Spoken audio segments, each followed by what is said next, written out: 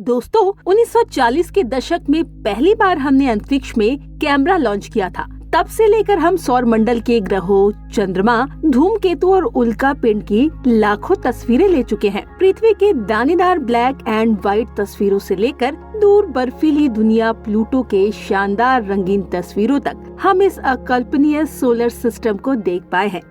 Mobile screen पर दिख रही ये तस्वीर पृथ्वी की रियल पिक्चर है, जिसको चंद्रमा से कैप्चर किया गया था, जो कि बहुत ही सुंदर दृश्य। इसके अंदर ही कहीं पर हमारा घर और सब लोग अपनी भागदौड़ भरी जिंदगी में लगे हुए हैं। सौरमंडल में वैसे तो 8 ग्रह मौजूद हैं, जिनमें से 4 तो चट्टानी ग्रह हैं, बुध, शुक्र, पृथ्वी, मंगल और 4 गैसीय ग्रह जुपिटर, सैटर्न, यूरेनस और नेपच्यून गैसीय ग्रह में ज्यादातर वहाँ पर जीवन की पॉसिबिलिटी बिल्कुल भी नहीं है, लेकिन चांद पर हालात काफी हद तक ठीक है। कभी आपके मन में भी ख्याल आया होगा कि हमारी पृथ्वी की जमीन है, क्या उस तरह की जमीन भी सौर मंडल के दूसरे ग्रह पर मौजूद है? आज हम आपको सौर मंडल के हर ग्रह की जमीन दिखाएंगे, जहाँ पर हम आपको कुछ दिनों की जमीन की रियल फुटेज दिखाएंगे, जो कि वहाँ पर अंतरिक्ष अभियानों द्वारा ली गई थी, और कुछ थे कि हम आपको एनिमेटेड तस्वीर दिखाएंगे ताकि आपको समझ में आ सके। तो फिर देर किस बात की, चलिए आज मेरे साथ सौर मंडल के लंबे सफर पर। इसमें हम अन्य ग्रहों की जमीन को करीब से देखेंगे। इस तरह की रोचक जानकारी के लिए आप जुड़े रहे हमारे साथ यूनिवर्स टीवी पर, और हमारे चैनल को जरूर सब्सक्राइब करें और बेल आइकन दबाना ना भूलें। तो चलिए शुरू करते हैं। सबसे पहले हम बात करते हैं सूरज के बिल्कुल नजदीक बुध ग्रह की। बुध ग्रह बिल्कुल सूखा और वीरान ग्रह है, जिसके पास अपना बिल्कुल भी एटमॉस्फेयर नहीं है। इन एनिमेटेड तस्वीरों में आप देख सकते हैं बुध ग्रह की जमीन समतल नहीं है, बल्कि हमारे चांद की तरह उबड़ खाबड़ है। इस ग्रह की सतह पर कहीं कहीं बड़े बड़े विशाल क्रेटर यानी गड्ढे हैं। कुछ गड्ढे तो बहुत बड़े हैं, जो सैकड़ों किलोमीटर लंबे और 3 किलोमीटर तक गहरे हैं। इन गड्ढों के बनने के पीछे का कारण वैज्ञानिक और धूमकेतु की बुध ग्रह से टक्कर मानते हैं, जिस कारण ये विशाल गड्ढे बने हैं। वैज्ञानिक ऐसा मानते हैं कि मरकरी की सतह पृथ्वी के चंद्रमा की सतह से काफी मिलती जुलती है। इसकी सतह देखने पर एक चंद्रमा जैसी लगती है।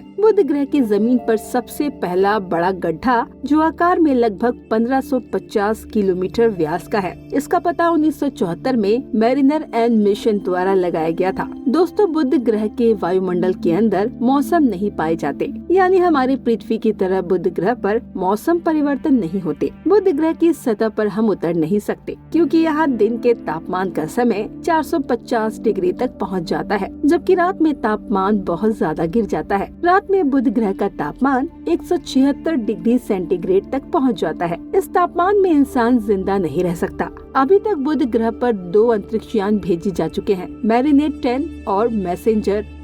अब आ जाते हैं सूर्य के दूसरे नंबर के ग्रह शुक्र ग्रह को सौरमंडल का सबसे गर्म प्लेनेट माना जाता है। जी हाँ, सबसे गर्म प्लेनेट ये बुध से ज्यादा गर्म है, लेकिन बुध ग्रह के पास अपना एटमॉस्फेयर में होने की वजह से इसकी सतह पर गर्मी रुक नहीं पाती है। लेकिन शुक्र ग्रह का वायुमंडल कई किलोमीटर मोटी सल्फ्यूरिक एसिड के बादलों की परतों से ढका है। ये खतरनाक सल्फ्यूरिक एसिड के बादलों की वजह से शुक्र ग्रह की सतह दिखाई नहीं देती। शुक्र ग्रह के वातावरण में 96% कार्बन डाइऑक्साइड मौजूद है, जो ग्रीन हाउस गैस प्रभाव पैदा करती है। शुक्र ग्रह के घने एटमॉस्फेयर की वजह से सूर्य की गर्मी बाहर नहीं जा पाती, और यही इसे सौरमंडल का सबसे गर्म प्लेनेट बनाती है। इसकी सतह का तापमान 475 डिग्री सेंटीग्रेड है। शुक्र ग्रह सौर मंडल के स्थलीय ग्रहों में गिना जाता है। इन्हें आसान शब्दों में कहे तो शुक्र ग्रह पृथ्वी की तरह एक चट्टानी पिंड है। अगर आप शुक्र ग्रह की सतह यानी कि जमीन पर जाएंगे, पर कई भयानक ज्वालामुखी नजर आएंगे। शुक्र ग्रह की सतह ज्वालामुखी से निकलने वाले लावे और चट्टानों के सूखे टुकड़ों से मिलकर बनी है, और वैज्ञानिकों के अनुसार शुक्र में 100 किलोमीटर के दायरे में करीब 150 से ज्यादा ज्वालामुखी पाए जाते हैं। इस ग्रह की जमीन एकदम शांत पड़ी है। अगर कोई हलचल होती है तो वो सक्रिय ज्वालामुखी से होती है। बेसोन से बनी इस धरातलीय ग्रह संरचना का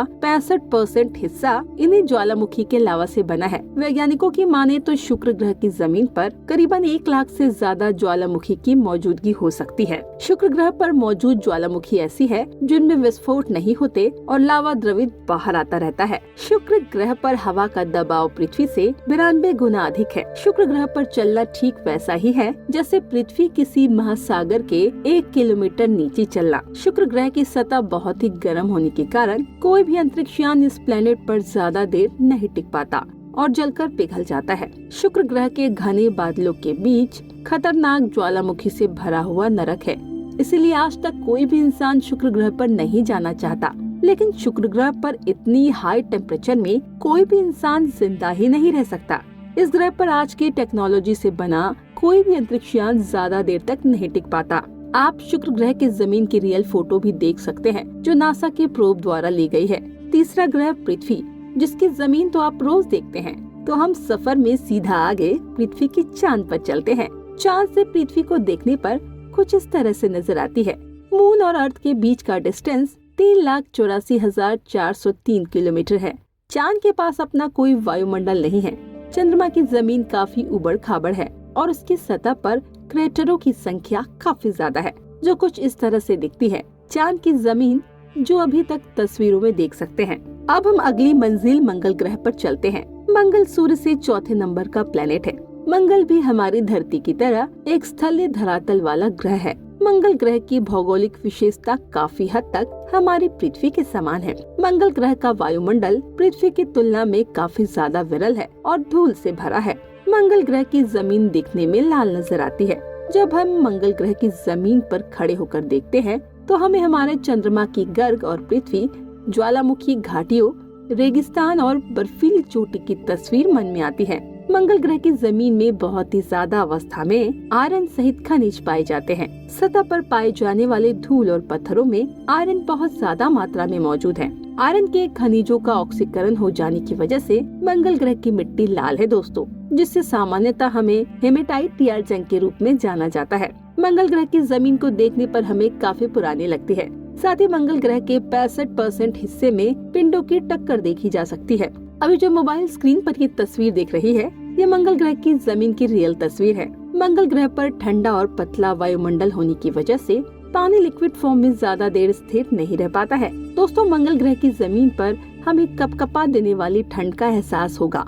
यहाँ पर धूल भरी आंधी के गुबार और आंधी के बवंडर चलते रहते हैं। कभी कभी आंधी की बवंडर बहुत भयानक हो जाती है, जो पूरी मंगल ग्रह की सतह को ढक देते हैं। मंगल ग्रह पर पृथ्वी की तुलना में सूर्य से ज्यादा दूर होने के कारण यहाँ का तापमान 50 डिग्री सेल्सियस है।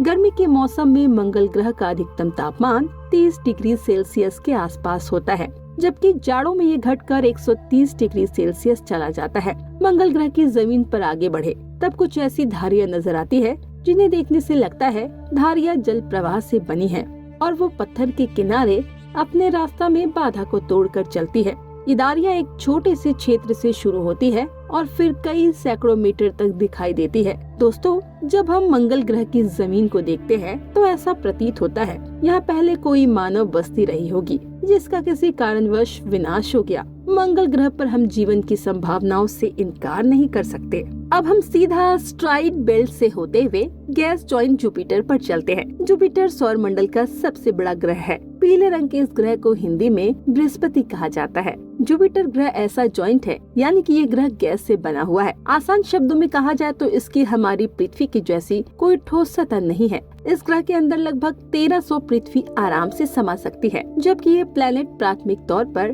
गैस के तरल पदार्थों से बना है। ये 1/4 हीलियम द्रव्य के साथ मुख्य रूप से हाइड्रोजन से बना है। ये ग्रह एक उग्र अशांत वायुमंडल से ढका हुआ है, जो हाइड्रोजन और हीलियम से बना है, और इसमें अमोनिया और मीथेन गैस की भी काफी मात्रा है। ये वायुमंडल हजारों किलोमीटर की गहराई तक फैला है। जब हम इस ग्रह के नजदीक जाते हैं, इसके तूफानी बादल हमें नजर आएंगे। उन्हीं की वजह से ये ग्रह दूर से खूबसूरत नजर आता है। इस ग्रह पर दिखने वाले खूबसूरत बादल असल में बेहद ज्यादा खतरनाक और जानलेवा है। बृहस्पति का ऊपरी वातावरण पृथ्वी के वातावरण के जैसा नहीं है, बल्कि घने बादलों से भरा है। इन बादलों का आकार अलग अलग है। यहाँ का वातावरण एक घनी धुएं के चैम्बर जैसा है, जो कि वास्तव में बहुत अजीब दिखता है। अब अगली मंजिल हमारी शनि ग्रह के विशाल, सबसे विचित्र और अद्भुत वलयाकार दिखाने वाला ग्रह है। बेहद रोचक है। शनि ग्रह की ये रिंग जमी हुई बर्फ के छोटे छोटे पार्टिकल्स और कुछ चट्टानी टुकड़ों से मिलकर बने हैं। दोस्तों, जमी हुई बर्फ सूरज की किरणों को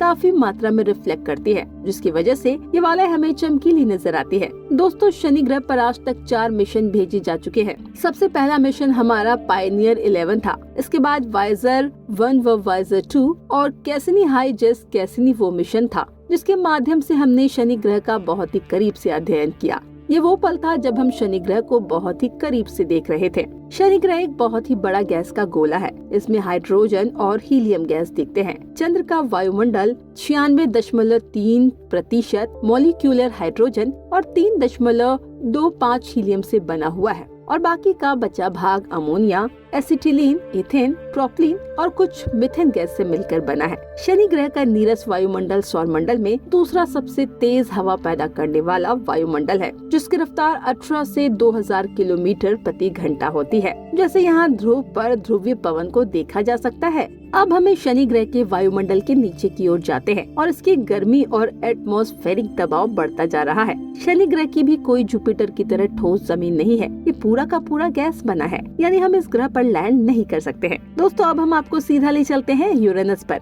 यदि हिंदी में कहे तो अरुण ग्रह। ये दूरी के अनुसार सूर्य से 7वें नंबर का ग्रह है। यूरेनस प्लैनेट भी जुपिटर, सैटर्न और नेपच्यून प्लैनेट की तरह गैसी प्लैनेट है। यूरेनस प्लैनेट के पास कोई ठोस सतह होने के चांस नहीं है। अभी तक हमने यूरेनस प्लैनेट पर एक ही मिशन भेजा है। इसका नाम है वाइजर 2 अरुण और वरुण ग्रह के मौसम में जुपिटर और सैटर्न की तुलना में बर्फ अधिक है। पानी की बर्फ के अतिरिक्त इनमें जमी हुई अमोनिया और मीथेन गैस की बर्फ भी मौजूद है। यही वजह है वैज्ञानिक इसे बर्फीली गैसी ग्रह कहते हैं। यूरेनस प्लैनेट के मौसम में 83% हाइड्रोजन, 15% हीलियम और 2% मीथेन गैस मौजूद है। सौरमंडल के सभी ग्रहों के तुलना में यूरेनस प्लैनेट का वायुमंडल सबसे ठंडा है। यहाँ का तापमान 224 डिग्री सेंटीग्रेड है। यूरेनस ग्रह पर काफी तेज हवा चलती है। यहाँ के वातावरण में हवाएं 900 किलोमीटर प्रति घंटा की रफ्तार तक पहुँचाती है। इस ग्रह पर वातावरण के मुख्य रूप से हाइड्रोजन, हीलियम और मीथेन गैस है। मीथेन सूरज से प्राप्त सभी लाल किरणों को अवशोषित कर नीले रंग को दर्शाता है।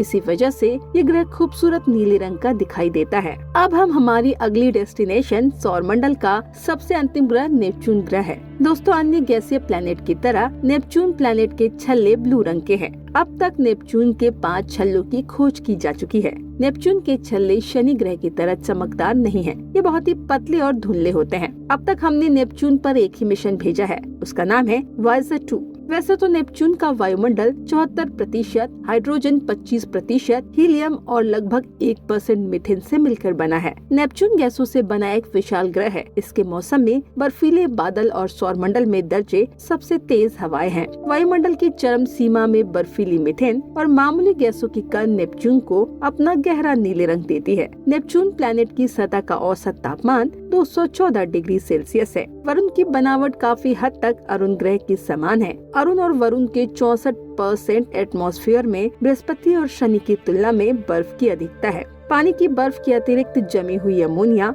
और मीथेन गैस की बर्फ भी मौजूद है। इसीलिए कभी कभी खगोल शास्त्री इन दोनों को बर्फीली गैस दानव नाम की श्रेणी में रखते हैं। अब हम हमारी यात्रा को यही खत्म करते हैं। अगर वीडियो अच्छा लगा हो तो इसे लाइक करें और चैनल को सब्सक्राइब करें। धन्यवाद।